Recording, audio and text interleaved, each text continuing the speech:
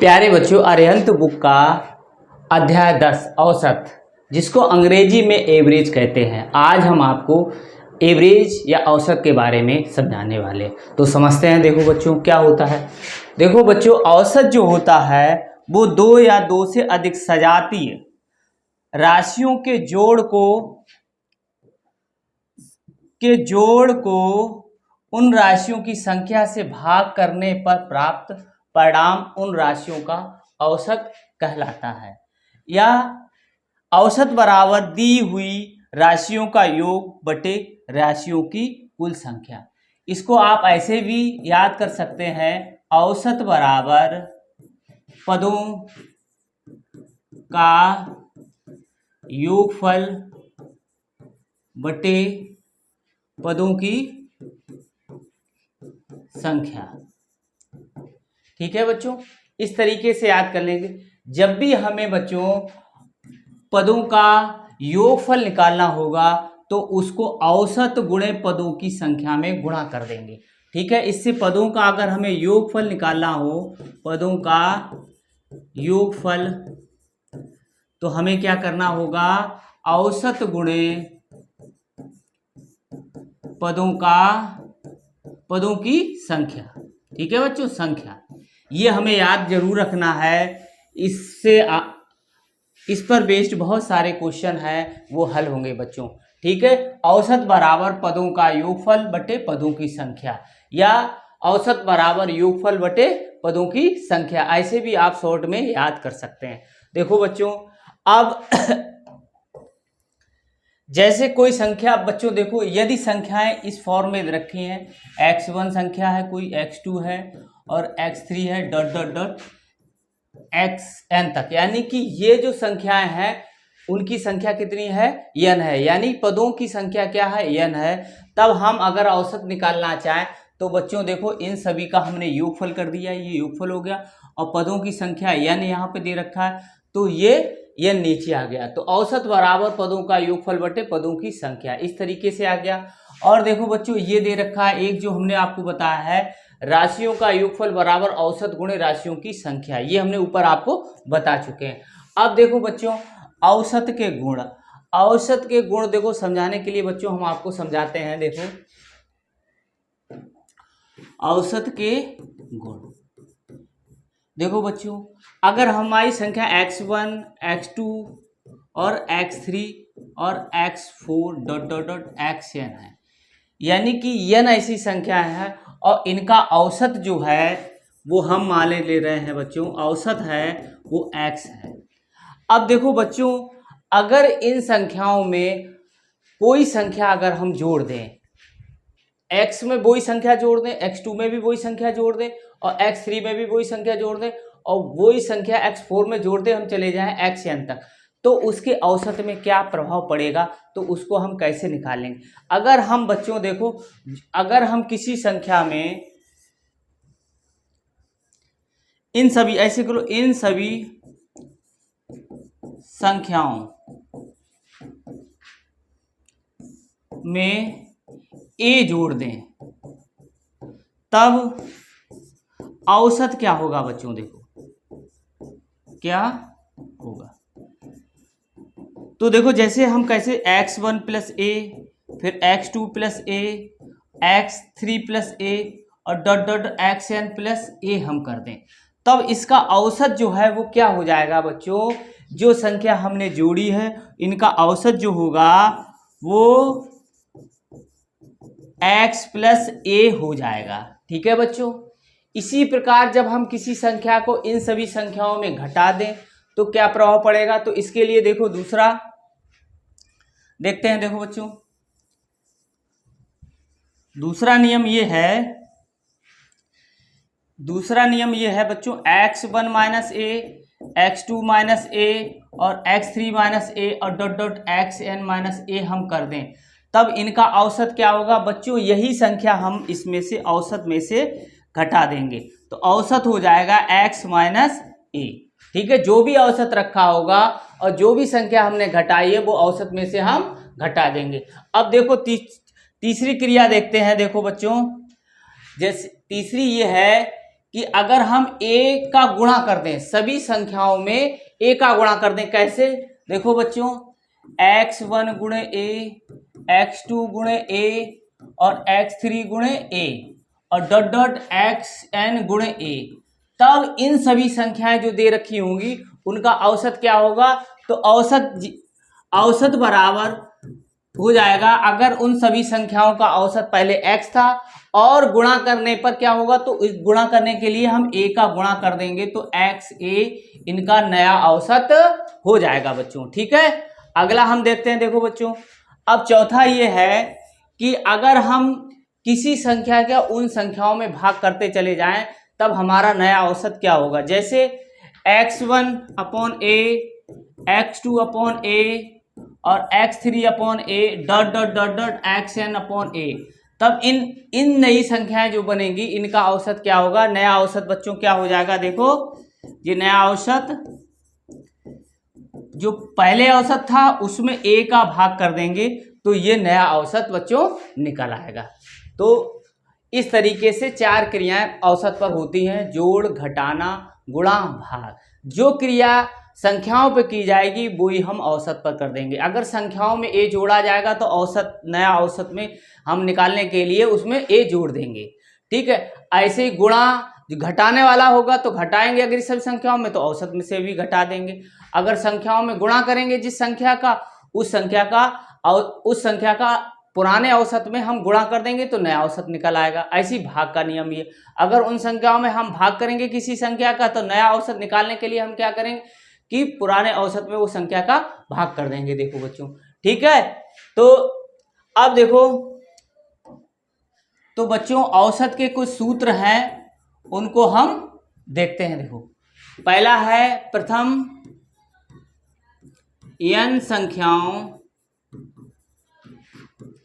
का औसत, सॉरी अभी योग याद करो, संख्याओं का योग क्या होता है?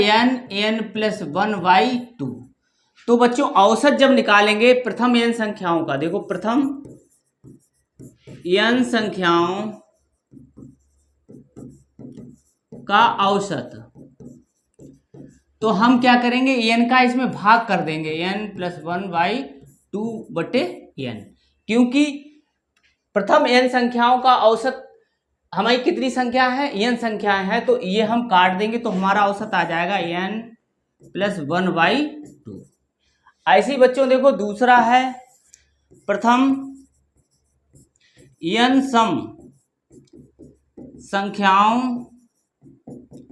का योगफल क्या है? देखो n+1 होता है बच्चों योगफल, तो औसत क्या हो जाएगा? प्रथम n सम संख्याओं का औसत, तो पदों का योगफल बटे योगफल ये लिखा हुआ है n+1 और बटे n, पदों का योगफल बटे पदों की संख्या, तो ये कट जाएगा तो ये हो जाएगा n+1। ठीक है बच्चों। अब देखो, तीसरा नियम ये है विषम संख्याओं का, तो तीसरा है प्रथम n विषम संख्याओं का योगफल। योगफल बच्चों क्या होता है? n² होता है। ठीक है, अब तो हम औसत निकालेंगे, तो प्रथम n विषम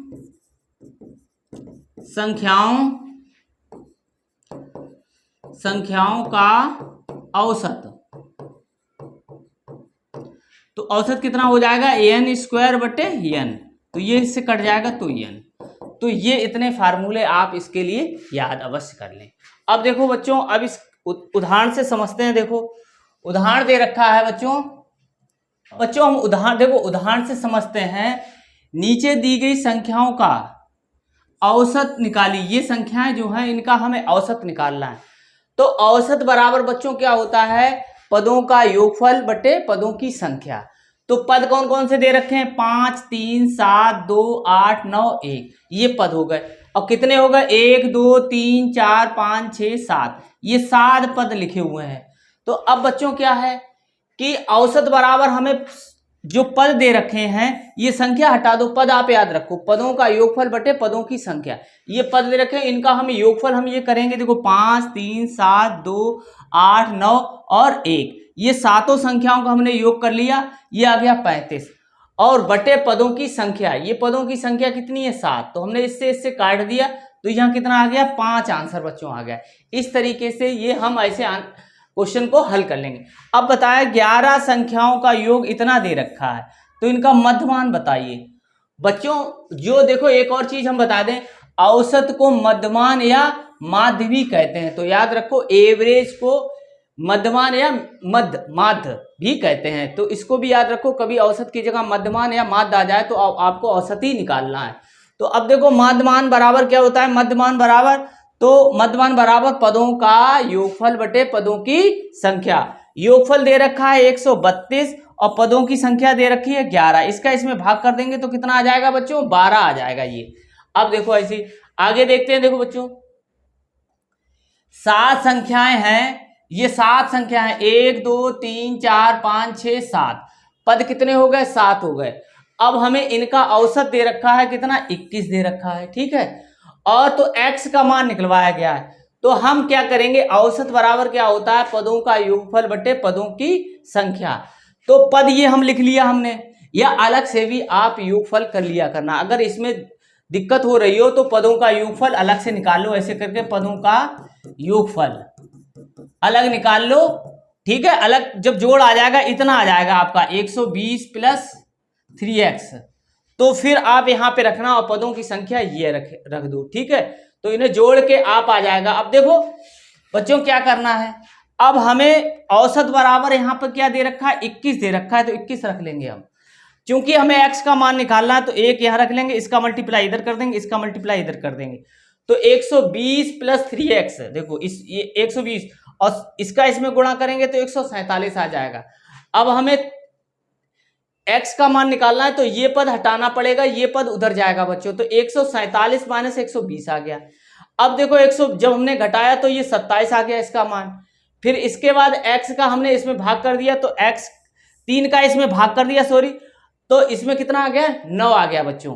तो यही हमारा x का मान निकल आया। इस तरीके से हम ऐसे प्रश्नों को हल कर लेंगे, ठीक है। आगे देखते हैं, देखो बच्चों अगला उदाहरण देखते हैं। किसी परीक्षार्थी ने हिंदी, गणित, अंग्रेजी, विज्ञान तथा सामाजिक विषय में 65 औसत अंक प्राप्त किए। यदि विज्ञान को छोड़कर अन्य सभी विषयों के प्राप्तांक का योग इतना हो तो विज्ञान में कितने प्राप्तांक थे।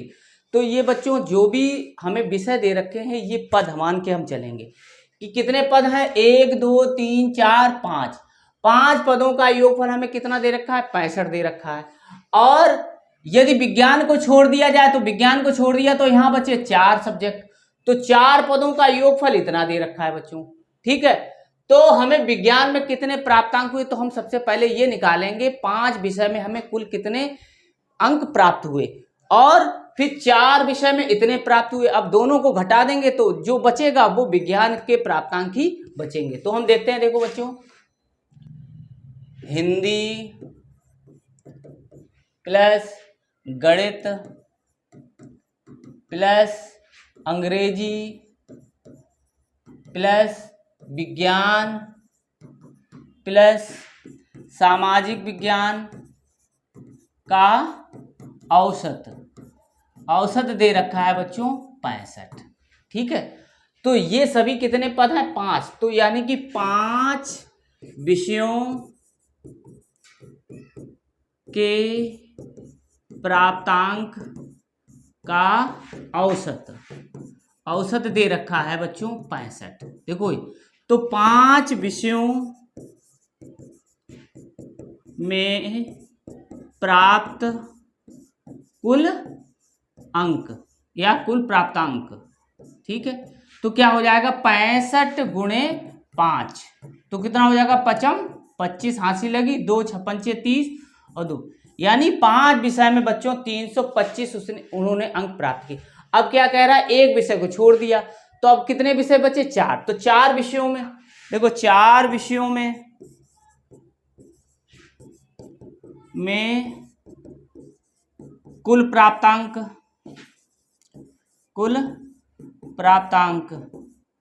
कितना है बच्चों? देखो 270।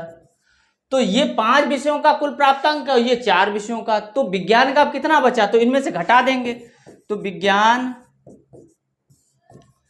में प्राप्त अंक कितना हो जाएगा? 325 माइनस 270।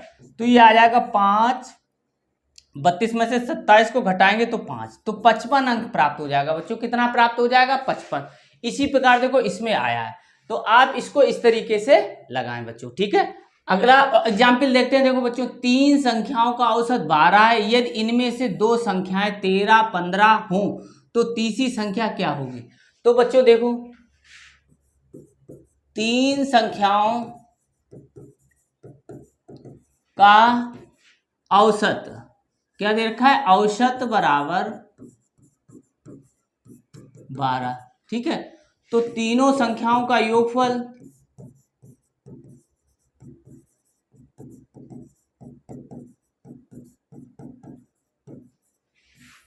12 गुणे 3, यानी कि औसत गुणे पदों की संख्या। पदों की संख्या है 3, औसत है 12, तो कितना हो जाएगा? ये 36 हो जाएगा। अब देखो, माना तीसरी संख्या x है, तब हम तीनों संख्याओं का योगफल बच्चों करेंगे। तो x ये कितना हो जाएगा? 28 बराबर 36। तो x पक्षांतर करेंगे, 36 माइनस 28, तो ये कितना हो जाएगा? 8। तो जो तीसरी संख्या बच्चों जो निकली वो हमारी कितनी निकलेगी? 8 निकली है। देखो बच्चों, ये 8 आ गई है। इस तरीके से हम ऐसे प्रश्नों को हल कर लेंगे। अब देखो आगे देखते हैं। देखो ए बी सी की आयु क्रमशः 7, 7, 7 है हो, तो उसकी औसत आयु बताइए। जब बच्चों पदों की संख्या क्या होगी? समान पद होंगे तो उनका औसत उतना ही निकलेगा, एक पद के बराबर ही निकलेगा। कैसे निकलेगा? देखो, अब पद कितने दे रखे हैं? 3 दे रखे हैं। तो पदों का पहले योग कर लें। पदों का योगफल 7 + 7 + 7 21। और पदों की संख्या कितनी है? 3। तो औसत कितना हो जाएगा बच्चों? देखो, पदों का योगफल बटे पदों की संख्या, तो कितना हो गया? अब देखो बच्चों, 21/3 बराबर 7। तो जब भी पद बराबर होंगे, इस तरीके से होंगे, तो एक पद जितना मान औसत का आ जाएगा बच्चों। तो यही आ गया, देखो, ठीक है। अब देखो अगला है, 5 संख्याओं का औसत दे रखा है। अंतिम 3 संख्याओं का औसत ये दे रखा है। पहली 2 संख्याओं का औसत ज्ञात कीजिए। देखो बच्चों, तो कैसे करेंगे? 5 संख्याओं का औसत बराबर कितना दे रखा है? 12। तो अब 5 संख्याओं का योगफल कितना हो जाएगा? औसत और गुणे पदों की संख्या। तो 12 पंचे 60 हो गया, ठीक है बच्चों। अब देखो अंतिम 3, यानी अंतिम 3 का मतलब 3 संख्याओं का, 3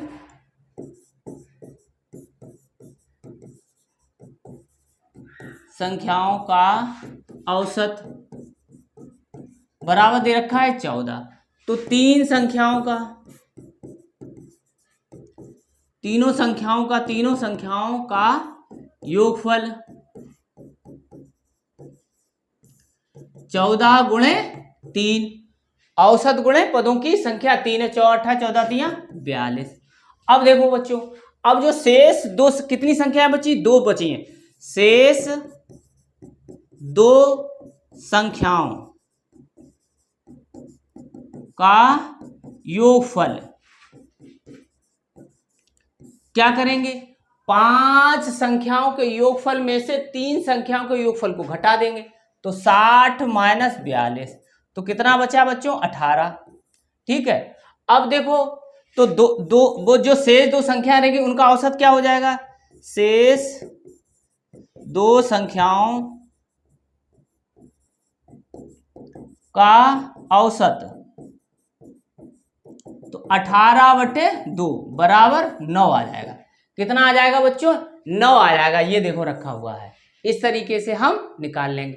देखो अंतिम 3 संख्याएं दे रखी हो या प्रारंभ की 3 संख्याएं दे रखी हो, उससे कोई फर्क नहीं पड़ेगा। आपको ये पता होना चाहिए कि कितनी संख्याएं दे रखी हैं, चाहे प्रारंभ की चाहे अंतिम की। ठीक है बच्चों, प्रारंभ भी हो सकता है तो आप इसी तरीके से लगाएंगे। अगला देखते हैं। देखो बच्चों, अब देखो 8वां ये एग्जाम्पल दे रखा है, 3 संख्याओं का औसत 8 है, एक चौथी संख्या छोड़ने पर सबका औसत 8 ही रहता है, तो चौथी संख्या ज्ञात कीजिए। ठीक है बच्चों, देखो 3 संख्याओं का औसत दे रखा है, 3 संख्याओं का औसत बराबर कितना है, 8 है। तो 3 संख्याओं का योगफल देख लो, 3 संख्याओं का योगफल कितना हो जाएगा, औसत गुणे पदों की संख्या 3, यानी कि 8 या 24। अब ये क्या कर रहा है, एक चौथी संख्या जोड़ने पर, तो 4 संख्याएं हो गई तब भी औसत 8 ही रहा। देखो चौथी यानी कि 4 संख्याओं का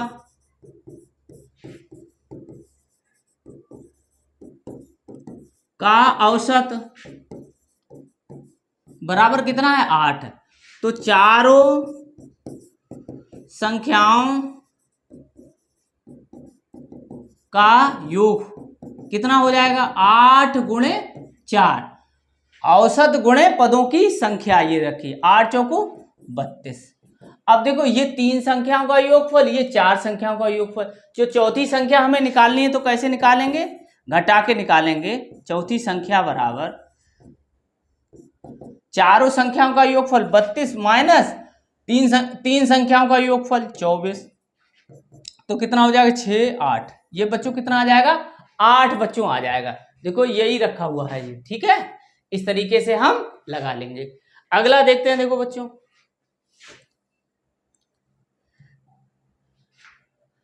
चार बच्चों की औसत आयु 13 वर्ष है, एक और बच्चा के आगमन से औसत आयु 12 वर्ष हो जाती है। नवागंतुक यानी कि आने वाला जो बच्चा है, नवागंतुक बच्चे की आयु क्या होगी। तो अब देखो 4 बच्चों की औसत आयु कितनी है, आयु है 13 वर्ष।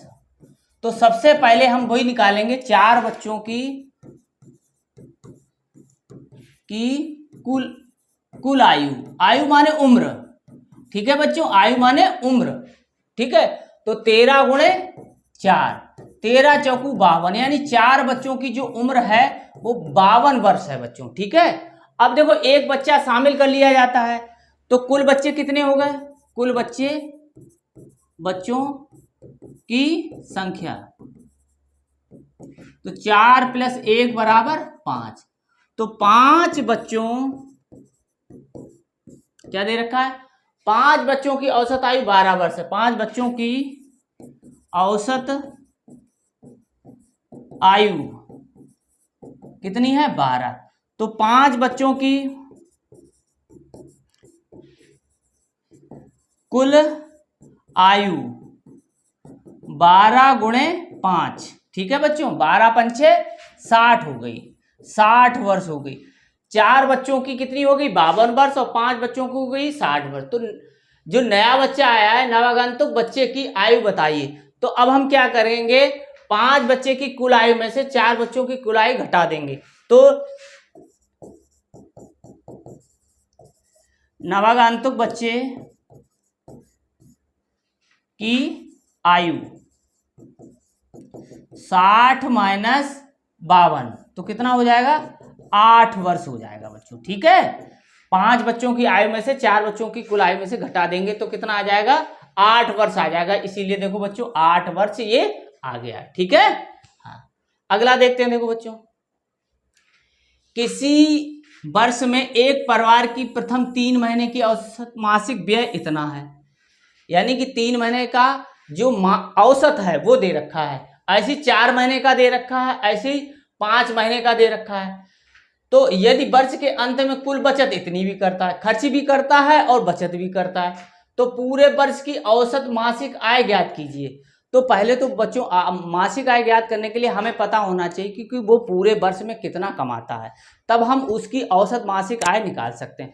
तो पहले तो हम इस व्यक्ति की पूरे वर्ष की आय निकालेंगे, वो कमाता कितना है। तो वो कैसे निकालेंगे, देखो बच्चों, देखो 3 महीने की औसत मासिक व्यय बता रहा है, तो 3 महीने का कुल व्यय निकालने के लिए बच्चों देखो यहाँ पूरे वर्ष का हमें कुल व्यय निकालना है।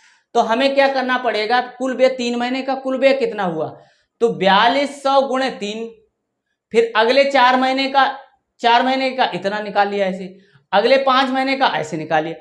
तो बच्चों कितना हो गया, ये हम जब गुणा करेंगे और जोड़ेंगे, इनका सबका गुणा कर लेंगे और फिर इनको जोड़ेंगे तो ये बच्चों आएगा। फिर देखो ये तो व्यय का हो गया बच्चों, जो वो व्यय करता है। बचत कितनी कर रहा है वो बच्चों, ये वाला बचत कर रहा है। तो कुल आय बराबर क्या होता है, व्यय कुल व्यय या व्यय प्लस बचत। तो व्यय और प्लस बचत हमने कर दी तो उसकी कितनी आ गई, आय आ गई, कुल आय। अब कुल आय कितनी हो गई, 1 साल के लिए होगी। 1 साल में कितने महीने होते हैं, 12।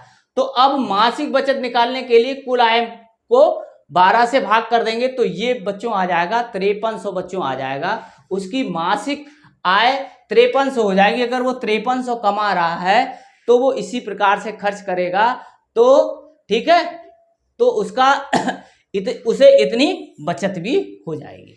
ठीक है, अगला देखते हैं। देखो बच्चों, अब आगे एक्सरसाइज है विगत वर्षों में पूछे गए प्रश्न।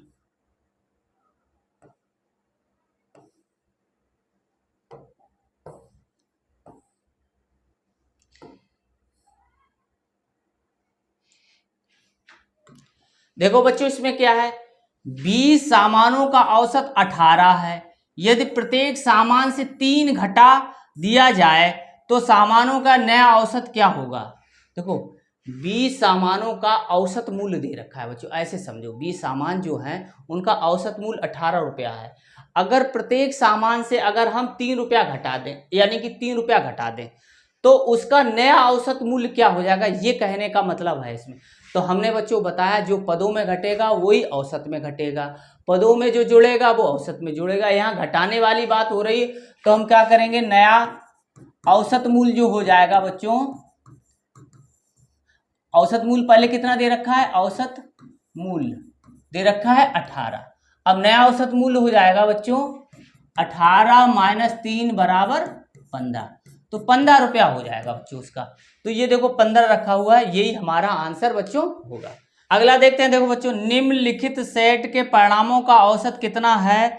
सेट के परिणाम ये दे रखे हैं, 1 2 3 4 5 दे रखे हैं। तो देखो अब ये इन सेटों का हमें योगफल पता होना चाहिए, यानी इन पदों का योगफल पहले निकाल लेंगे। पदों का योगफल, पदों का योगफल कैसे निकालेंगे, देखो 567 और फिर दूसरा है 434, फिर तीसरा है 323 और फिर अगला है 290 और फिर अगला है 401।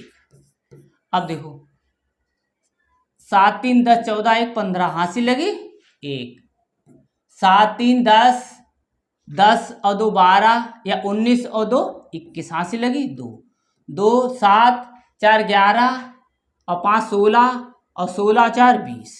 ये पदों का योगफल हो गया, अर्थात सेट के जो सेट दे रखे हैं उनका योगफल हो गया। अब हमें पदों की संख्या कितनी है, 1 2 3 4 5, तो 5 हो गया। तो पदों की संख्या है, पदों की संख्या है 5।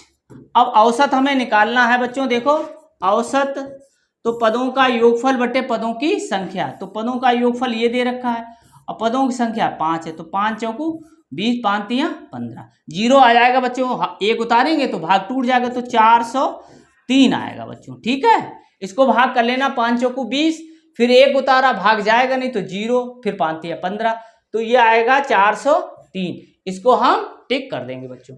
अगला देख, अब देखो 20 प्रेक्षणों का माध्य 65 है। देखो 20 प्रेक्षण हमने लिए, उनका माध्य 65 है। पाया गया, किंतु बाद में यह पाया गया कि 69 के स्थान पर 96 पढ़ लिया गया, यानी कि हमें कम पढ़ना चाहिए था और हमने 96 पढ़ लिया तो ज़्यादा पढ़ लिया। जब ज़्यादा आप पदों को जोड़ेंगे तो औसत ज़्यादा आएगा, और हमें पढ़ना कितना था, 69 पढ़ना था, कम पढ़ना था, कम हमें औसत आना था। इसका मतलब क्या, पढ़ लिया गया। तो इस प्रकार सही माध्य कितना होगा, तो जो माध्य आया है उससे कम आएगा। तो हम क्या करेंगे कि 96 69 जो लिखा हुआ है इनका पहले अंतर निकालेंगे, ठीक है। तो अंतर कितना होगा, तो 96 माइनस 69, तो देखो कितना, 16 में से 9 गया 7, 8 में से 6 गया 2, यानी बच्चों 27 उनका अंतर आ गया। 27 से यानी कि 27 ज्यादा जुड़ गया, कम जुड़ना चाहिए। तो इसका मतलब 27 की वजह से औसत ज्यादा आ गया। तो पहले इसको औसत में बदलेंगे, औसत में बदलेंगे 27/20 कर लेंगे, ठीक है।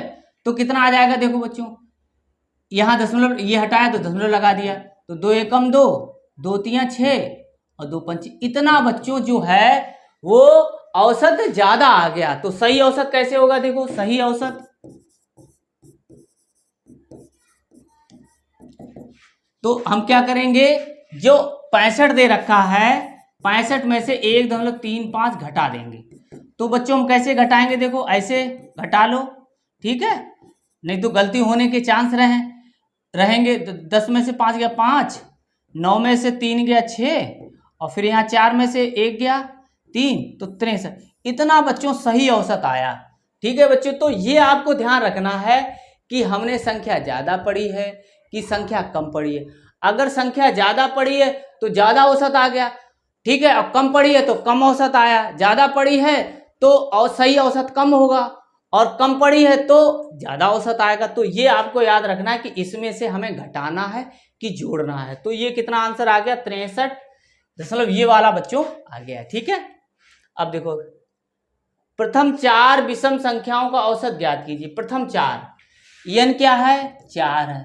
हमने बताया था प्रथम n विषम संख्याओं का औसत क्या होता है बच्चों, n ही होता है। तो ये कितना हो गया, 4 ही आएगा बच्चों, कितना आएगा, 4। तो इस पर हम टिक कर देंगे, क्योंकि वहां हमने योगफल n²/n किया था। n² जो 2 था वो n से कट गया तो 1 रह जाएगा, तो n ये आ गया आपका 4, ठीक है। अगला देखते हैं, देखो बच्चों